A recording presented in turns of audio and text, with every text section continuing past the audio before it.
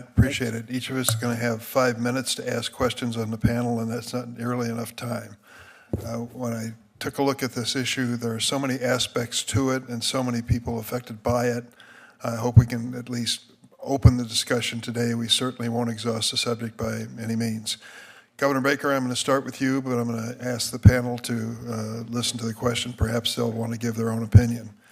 So we live at a time where a prospect, basketball, football prospect in high school could be lured with tens of thousands of dollars to a college to play a sport, perfectly legal. And that young man, in this example that I'm using here, may come from a family that has had no experience with any money at all in their lives, very modest family, just happened to have a star athlete in their household. He goes to the school, starts off on the basketball team, and at some point becomes quite a player of repute. Reaches out to many others to encourage them to follow him in sports. Comes a day when his college roommate says, I need to talk to you before the next game. Between you and me, I'm going to ask you to do one thing, just one. I promise I'll never ask again. Miss the first 2 foul shots, and I'll never bother you again. And he says, that's it? Just miss the first 2. You may do that already, but I need you to do that for me. He goes out in the game and is tempted by the possibility of doing that, thinking it's a rather harmless request, not knowing what's behind it all, and we can all guess what might be behind it all. At risk is not only that athlete and his future, if that's ever discovered, but the integrity of sports itself. Going back to 105 years ago in the Black Sox scandal, gambling and sports have been a lethal combination. Pete Rose is further evidence of that. So we're in a situation where college sports are now reaching a level of massive investments for NIL and other incentives to bring students to school or to put them in portals, move them to another school, and betting is on top of it. As a head of the NCAA, representing schools all across America, how do you view this phenomena?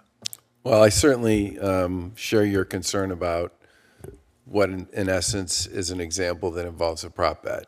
And one of the reasons why we've been working hard to get all states to prohibit prop bets on college sports is, for example, for exactly the reason you just raised. I've actually talked to student athletes who have told me 100 versions of exactly the same story you just told me, which is the pressure that they feel, social pressure and other pressure from classmates, schoolmates, people they know, friends, people around the sports community, to do certain things that aren't going to affect the outcome of the game, but will absolutely help, quote unquote, somebody make their number. And that's part of the reason why, for us, this prop betting issue in particular is so fundamental.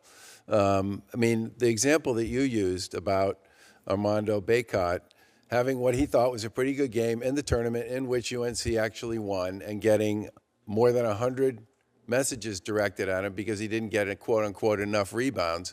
Those stories are everywhere. And I think one of the most fundamental opportunities that we have to take at least some of the pressure off a lot of these young people is to get prop bets out of the system. It's an enormous problem for them, and it creates an incredible amount of harassment, social pressure, and abuse, period. So let me congratulate Senator Tillis for landing at his state university Bill Belichick, one of the legends. I was going to bring that up. One of the legends in football. We're quite familiar with him in Massachusetts, yeah.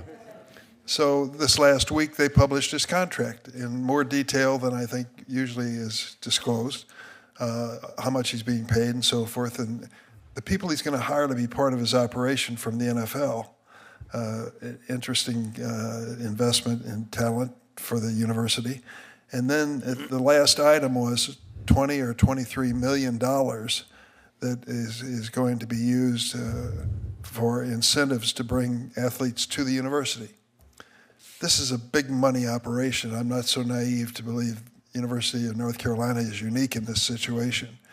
But with all this money coming in and gambling superimposed on top of it, how do we preserve anything that looks like a credible sporting event, let alone amateur-type athletics?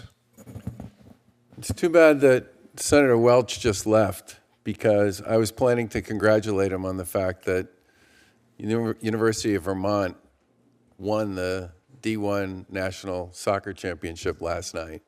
About as amateur a team as you're going to find competing in Division I.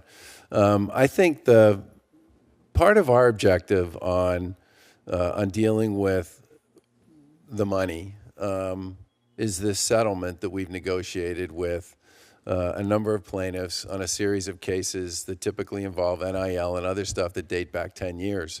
And the point behind settling these cases was, on our side, to create structure around enhancing the benefits and the opportunities and the rev share for student athletes who play in programs and at schools that have really significant success in athletics. And I think that is ultimately, if we can succeed in getting this thing done. We got preliminary approval from the judge earlier this year, and she is going to have her final hearing on this in April. I do believe this will make it possible for us to create structure around this. And on some level, honestly, I think the fact that we could be in a position to put literally hundreds of millions of dollars directly into the hands of young people through their athletic performance and their schools will, in some respects, help on some of these larger issues associated with sports betting.